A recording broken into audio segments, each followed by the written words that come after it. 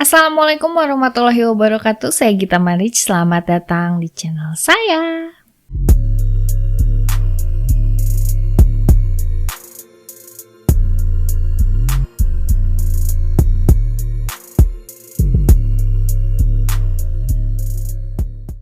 Di video kali ini saya ingin sedikit cerita tentang masih bentuk bumi sih, masih perihal bentuk bumi. Dimana yang kita tahu kalau misalnya video saya yang sebelumnya itu kan bahas tentang flat earth, teori-teori flat earth dan round earth. Nah, kalau sekarang saya ingin bahas tentang hollow earth. Hollow sendiri artinya adalah lubang atau rongga atau ruang, ya lubang ya. Nah, jadi hollow earth itu adalah teori tentang bumi berlubang. Jadi buminya tuh kopong, di dalamnya tuh kosong. Ada lubangnya gitu. Jadi kalau misalnya kemarin nih ada perdebatan di antara kaum penganut bumi datar dan penganut bumi bulat, kali ini ada lagi penganut bumi berlubang. Oke. Yang ternyata ini tuh udah diyakininya tuh udah dari kayak sebelum Masehi. Kayak yang emang udah zaman kapan banget. Itu para nenek moyang tuh meyakini banget bahwa di dalam bumi itu ada kehidupan, ada peradaban. Bahkan Yunani kuno itu ya, si peradaban Yunani kuno itu bilang bahwa di dalam bumi itu ada peradaban yang canggih, luar biasa. Ya, di mana disebutnya itu Agartha.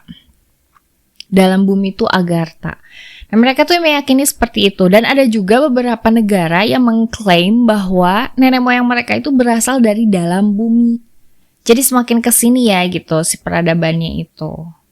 Terus ada juga cerita tentang Atlantis, tentang kota yang hilang itu, dimana katanya sebelum tenggelam tuh mereka tuh sebenarnya nggak hilang gitu. Jadi maksudnya nggak punah. Mereka tuh dari atas itu langsung turun ke bawah. Jadi yang asalnya tinggal di permukaan bumi, mereka pindah jadi ke dalam bumi. Katanya seperti itu. Jadi tidak pernah punah dan mereka masih hidup aja gitu. Masih ada peradaban mereka di dalam bumi ini. Kalau misalnya kayak yang kita tahu ya, seorang astronom dan fisikawan Edmund Halley yang adalah juga seorang penemu komet Halley, dia pernah ngasih penjelasan bahwa bumi itu terdiri dari 4 lapisan. Di mana lapisan pertama yaitu permukaan bumi di mana kita tinggal, itu memiliki ketebalan sekitar 800 km. Nah, permukaan yang kedua dan ketiga itu adalah permukaan padat gitu ya, lapisan padat gitu. Nah, di permukaan yang keempat adalah inti bumi. Nah, beliau juga bilang bahwa di setiap kayak pemisah antara perlempengan itu, perlapisan itu, ada atmosfer. Ada atmosfer artinya ada ruang kan gitu, ada atmosfer. Nah, setiap lempengan itu juga berputar, berotasi, bergerak itu dengan kecepatan yang beda-beda. Nah, Halley ini percaya bahwa yang menciptakan aurora, maksudnya aurora itu bisa terjadi itu akibat adanya kayak kebocoran gas, jadi ada gas-gas yang kabur gitu di antara si pergeseran lempengan yang berbeda kecepatannya itu gitu. Jadi menciptakanlah aurora gitu. Jadi aurora bisa tercipta gitu gara-gara itu. Menurut Halley seperti itu.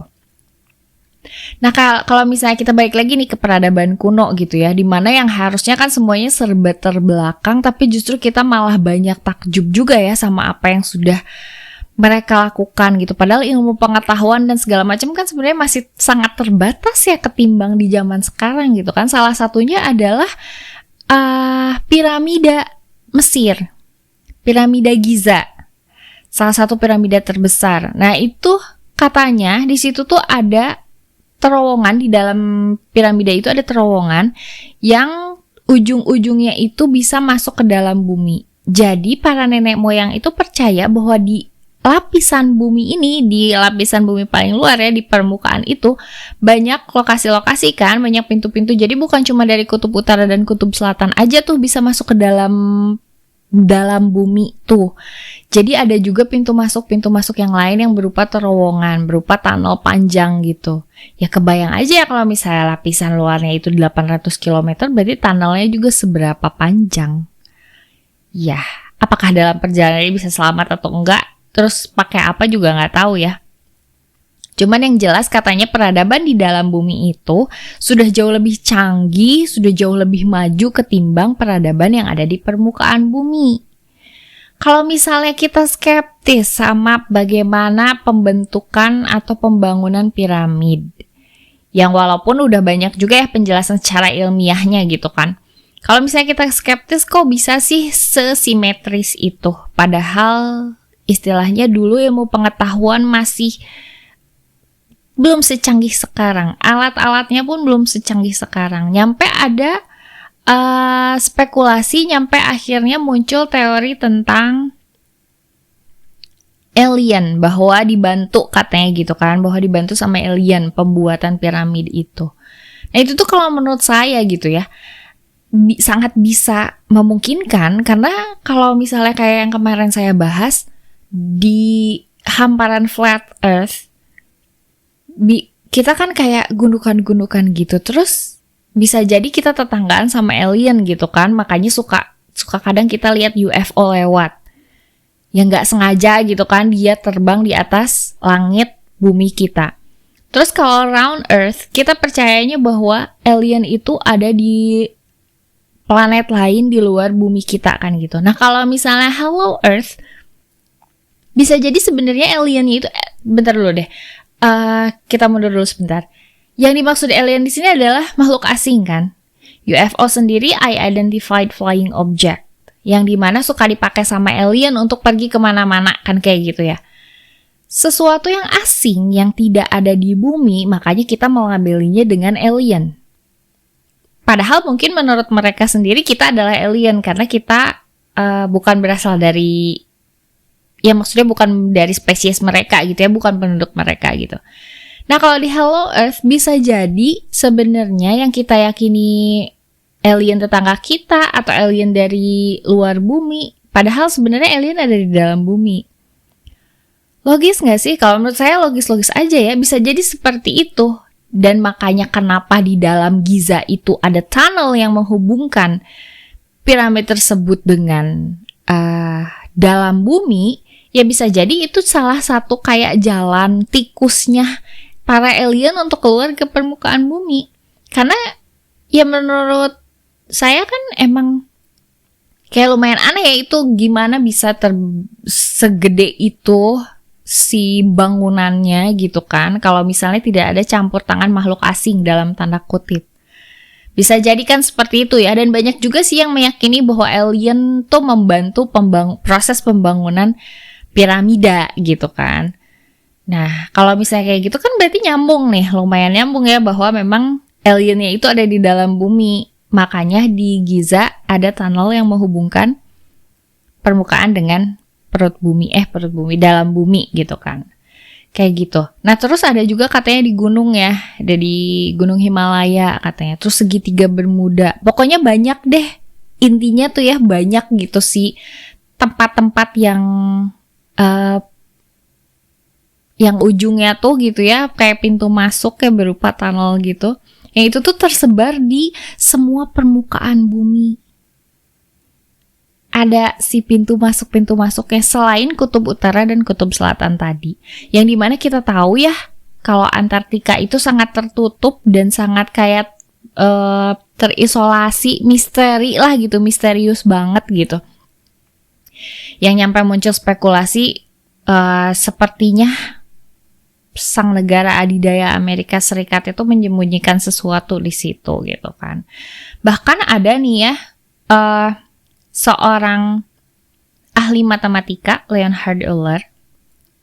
Dia tuh menulis buku gitu ya, terus udah gitu dia tuh meyakini gitu bahwa di dalam bumi itu ada matahari gitu kan, karena ada peradaban, jadi mereka punya sumber energi sendiri. Ada matahari yang katanya jaraknya tuh nggak Sebenarnya nggak jauh, kayak 1000 kilometeran gitu katanya si jaraknya antara matahari mereka dengan peradaban tersebut. Nah, pernyataan itu tuh diperkuat lagi gitu sama Sir John Leslie yang mengatakan bahwa iya, di dalam bumi itu ada matahari, bahkan ada 2. Terus sama dia dikasih nama, yang satu namanya Pluto dan Proserpine. Itu tuh statementnya itu ada di tahun 1982. Jadi katanya memang ada peradaban dan ada matahari di dalamnya. Ada Leclerc Milford. Itu adalah seorang anggota militer Perancis. Jadi beliau itu kayak ekspedisi ya, melakukan ekspedisi gitu di Red River dan Mississippi. Itu di tahun 1781. Nah, dia melakukan ekspedisi dan dia tuh mengklaim gitu melihat gua-gua misterius gitu, gua-gua suku Indian. Itu kayaknya pintu masuk menuju rongga bumi deh gitu. Karena dari situ tuh kelihatan, dari pintu gua itu tuh kelihatan bahwa di dalam rongga bumi tersebut ada sekitar 15 sampai 20 ribu keluarga. Ngitung banget ya. 15 sampai 20 ribu keluarga yang tinggal di situ. Jadi di dalam bumi itu ada segitu gitu. Bisa banget yang itu. Terus di tahun 1818 itu ada John Clive Sims Jr. yang merupakan tentara Amerika. Dia itu tentara Amerika. Terus dia bilang bahwa bumi itu dalamnya kosong. Jadi maksudnya ada rongganya gitu. Bumi itu ada rongganya. Bahkan bisa dimasukin itu dari kutub utara dan kutub selatan kan. Itu tadi karena di kedua kutub itu ada rongga. Ada kayak pintu masuk yang selebar 2.300 kilometeran. Bisa gede banget ya berarti ya. Gak kebayang. Bahkan dulu tuh beliau yang pertama kayak mencetuskan untuk ekspedisi ke kutub utara. Pengen tahu gitu, pengen lihat ke dalam bumi lewat lubang tersebut gitu. Beliau tuh mengajukan waktu itu ke Presiden Amerikanya itu John Quincy Adams. Mengajukan untuk melakukan ekspedisi tersebut dan di ACC ya sama Presiden Amerika. Tapi nggak keburu, karena keburu lengser. John Quincy Adams-nya. Habis itu digantilah sama Andrew Jackson. Nah, ketika diganti sama Andrew Jackson juga tidak pernah terjadi tuh si ekspedisinya karena Andrew Jackson-nya malah menentang. Jadi nggak ngizinin si ekspedisi itu berlangsung. Padahal kalau misalnya dipikir-pikir jadi kayak nambah lagi pikiran ya, nambah lagi spekulasi. Jangan-jangan memang ada sesuatu yang disembunyikan oleh negara adidaya tersebut. Soalnya yang awalnya boleh-boleh aja jadi enggak gitu.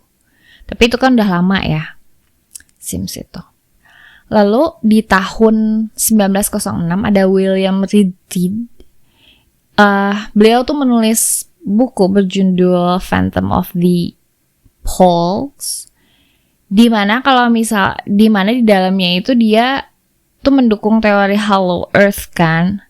Dan bahkan ada satu cenayang gitu ya, kayak ahli spiritual sekaligus penulis, Lady Paget. Nah, beliau tuh bilang bahwa di dalam bukunya gitu, beliau tuh bilang bahwa ada sebuah kota di dalam bumi. Jadi bisa tinggal di dalam bumi. Dan itu tuh pintu masuknya itu akan terungkap ketika nanti di abad ke-21. Baru bakal ada yang bisa masuk ke situ. Katanya gitu. Jadi dari abad 17 sampai ke 20 juga banyak para ilmuwan, banyak para penulis gitu tuh mendukung teori Hollow Earth ini karena mereka tuh yakin ada beberapa suku yang gitu ya, yang memang berasal dari dalam bumi, bukan dari luar gitu. Terus ada juga yang meyakini bahwa penduduk dalam bumi itu tuh punya struktur tubuhnya itu jauh tingginya tuh di atas manusia pada umumnya yang ada di permukaan bumi. Jadi katanya tinggi mereka tuh bisa mencapai 3-6 meter gitu, yang tinggal di dalam bumi itu. Terus malah ada seorang ini ya, penjelajah gitu, Ferdinand Ossendowski, itu ada dalam bukunya Beast, Man and God di tahun 1922. Dia tuh menyebutkan bahwa ada peradaban, ada kerajaan bahkan gitu di dalam bumi itu yang disebut Buddhis. Buddhis di sini tuh dianggap Ferdinand tuh sebagai kaum Agartha tadi ya. Malah seorang mantan sniper Rusia itu George Papashvili. Iya, George Papashvili. Itu tuh dia tuh pernah nemuin satu goa dari pegunungan Kaukasus. Itu si goanya tuh kalau ditelusuri ke dalam tuh ya, dia tuh nemuin banyak banget bekas-bekas tengkorak gitu. Tengkorak-tengkorak manusia, tapi ukurannya tuh besar banget. Jadi kan itu kayak mendukung ya, itu kayak tahun 1940-an dia menemukan itu tuh. Jadi itu mendukung banget pernyataan-pernyataan yang sebelumnya yang diyakini bahwa di dalam bumi itu ada peradaban yang orangnya di mana tinggi besarnya itu lebih daripada orang-orang yang hidup di permukaan bumi. Yang menarik adalah ada seorang angkatan laut Amerika bernama Richard E. Byrd. Dia tuh bilang bahwa pernah melakukan suatu ekspedisi ke Kutub Utara dan Kutub Selatan. Itu di tahun 1926 dan Kutub Selatan 1929. Jadi dia bilang kalau dia tuh pernah berekspedisi ke situ dan katanya benua Antartika itu kan daerah yang punya misteri ya, yang memang pada zamannya tuh memang gak ada yang mengetahui lah gitu, misterius banget ada apa di Antartika, karena ada yang bilang Dajjal bakal keluar dari situ, ada juga yang bilang itu adalah area terlarang seperti area 51. Oh ya, maksudnya kayak area-area terlarangnya Amerika Serikat lah gitu.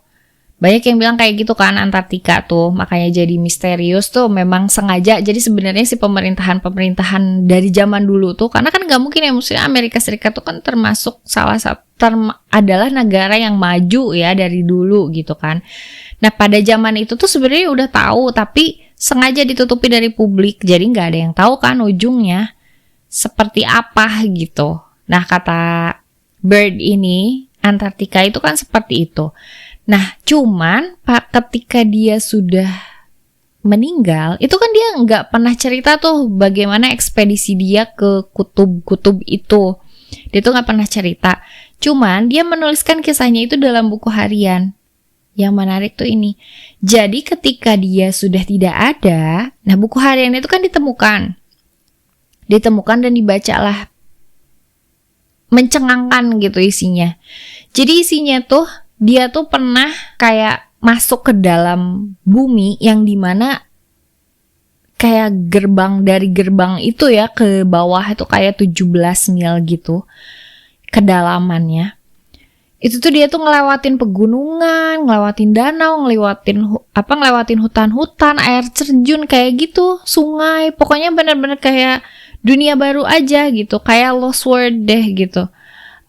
Dunia yang hilang gitu ya. Nah, dia tuh ke situ terus pesawat dia nih bukan ditempel, kayak didatengin sama pesawat-pesawat asing, bentuknya asing, yang bentuknya tuh bulat dan berupa lempengan pipih, yang saat ini kita yakini sebagai Unidentified Flying Object atau UFO. Jadi pesawat dia tuh dipepet, terus udah gitu dia kayak hilang kendali gitu. Jadi pesawat itu kayak yang tiba-tiba bisa sendiri gitu ya, tiba-tiba auto gitu, terus turun gitu ke bawah, turun di satu dataran yang memang aman, mendarat. Abis tuh ya udah gitu turun deh gitu dia. Dan setelah dia lihat tuh itu kan di dalam bumi, tapi peradabannya tuh maju terus udah yang serba canggih, jadi udah beda banget sama yang ada di permukaan bumi pada saat itu. Dan yang dia lihat, ya karena dia pada saat turun ya si pesawatnya itu dibarengi sama UFO itu, jadi dia ngerasa bahwa ini yang mengendalikan pesawat dia adalah UFO itu. Karena dia nggak bisa mengendalikan pesawatnya kan. Syukurnya mereka mendarat dengan selamat gitu. Dan ketika udah keluar dari situ, mereka tuh disambut sama kayak raja dan ratunya tempat tersebut. Yang memang ukurannya itu besar banget. Tingginya tuh tinggi gitu. Si orang-orang ini tuh gitu. Orang-orang yang ada di situ tuh. Tapi peradabannya maju gitu. Nah, dia tuh abis ketemu, ya dia meyakini sih bahwa itu adalah kaum Agartha ya gitu. Penghuni dari dalam bumi.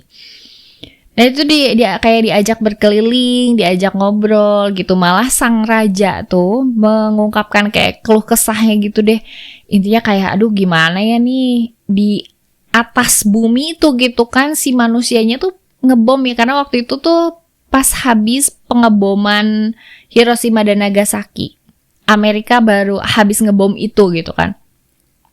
Rajanya tuh mengungkapkan kekhawatiran gitu. Jadi dia tuh khawatir kalau misalnya nanti dampak dari bom nuklir tersebut gitu bakal radiasinya tuh ke bawah gitu. Takutnya ntar kena juga ke kami gitu kan. Nah jadi ternyata ya orang-orang yang ada di dalam bumi itu serba tahu apa yang ada di atas, yang ada di permukaan. Jadi mereka tuh suka mantau. Mungkin itu juga ya yang jadi kenapa kita kayak misalnya suka tiba-tiba ada yang lihat ada UFO gitu. Mungkin mereka lagi memantau ya. Dari dalam tuh mereka memantau karena pesawat yang dinaikin sama Bird aja didampinginya sama pesawat seperti UFO, alien gitu. Bahkan ada di tahun 1964 seorang penulis dan juga seorang dokter pengobatan alternatif, Dr. Raymond W. Bernard. Beliau tuh bilang bahwa UFO itu ya bukan dari luar. Katanya tuh bukan dari luar bumi, tapi justru dari dalam bumi katanya. Keluarnya yang memperkuat itu pembuatan piramid Mesir dan juga diperkuat dengan catatan buku hariannya Bird tadi gitu, bahwa mereka didampingi sama UFO. Mungkin kan itu juga ya alasannya kenapa kita masyarakat permukaan bumi kita suka lihat kadang gitu ya, suka lihat ada UFO lewat, UFO terbang. Kadang mungkin mereka tuh lagi memantau.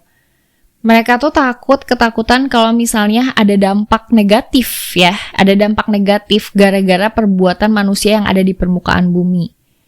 Takutnya tuh dampak negatifnya tuh kena katanya gitu ke kami. Walaupun si pernyataan ini tuh maksudnya begitu muncul beritanya luar biasa boomingnya gitu, tapi tetap aja gitu ya, maksudnya banyak juga orang-orang yang membantah gitu, karena katanya Bird itu tidak pernah sampai ke kutub utara. Cuman gara-gara ketika Bird bilang bahwa perjalanan dia dari suatu pulau di Norwegia ke kutub utara itu kurang lebih 16 jam katanya gitu.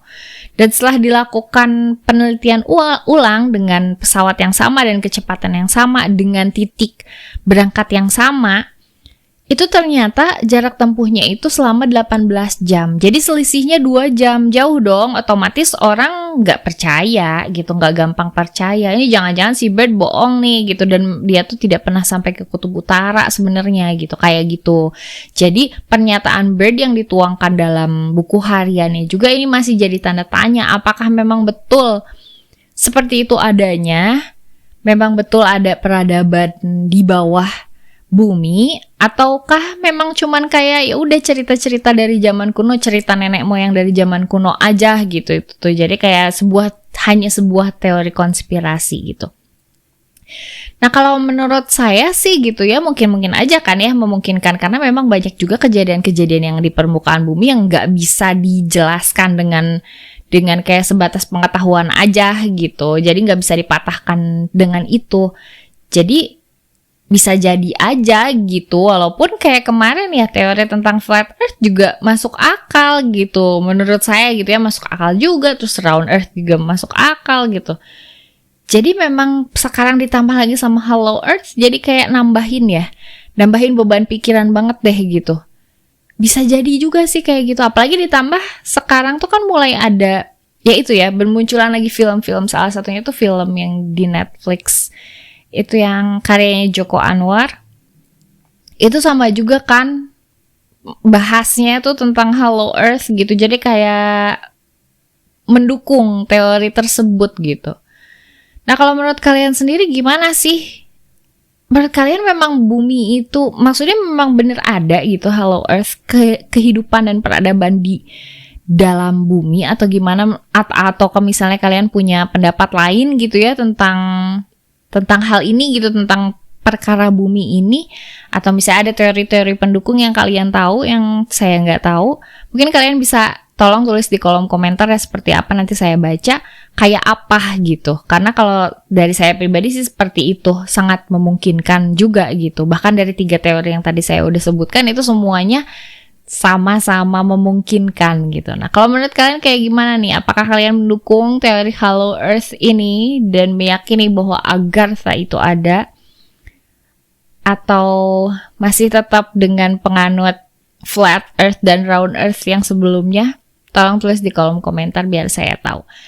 Makasih banyak yang udah nonton video saya kali ini. Kalau suka sama videonya tolong di like, comment, share, subscribe.